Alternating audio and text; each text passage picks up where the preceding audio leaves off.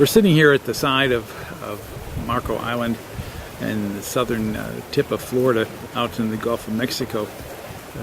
I'm sitting by water's edge, often reminded that Jesus spoke himself at the water's edge to do a lot of teaching. And I just want to share with you some thoughts today about the gospel of Jesus Christ and how important and how central that is for us.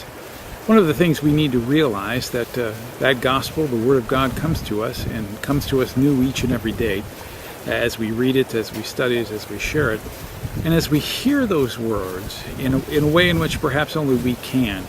God is touching our lives, changing our lives, and hopefully we respond in a way which is complementary to the action that Jesus himself has won for us when he went to the cross and died for us.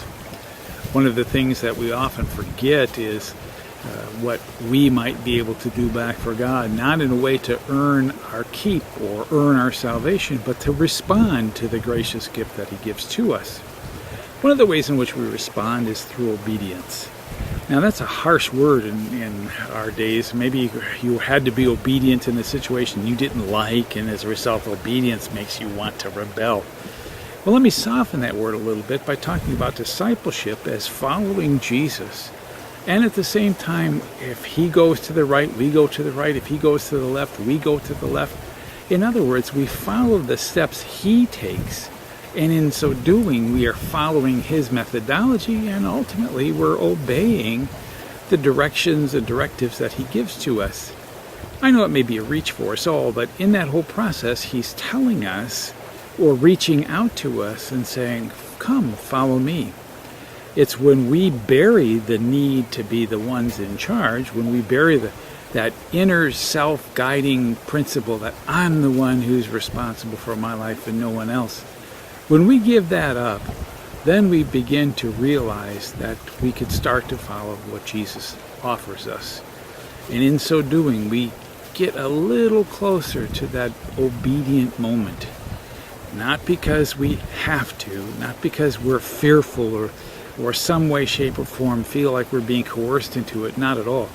Instead, this is a time where we're able to be obedient because we choose to, in response to the gospel message.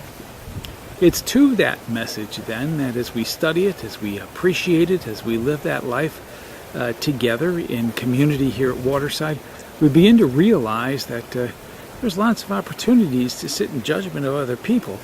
And I suppose I've been guilty of that along the way as well. But this isn't about judgment. This isn't about looking at our neighbor saying, well, you're not doing this right, or your behavior is wrong. But it is about how close do you follow Jesus? How much do you obey him? How do you live your life in a way which makes great sense in all that you say and all that you do?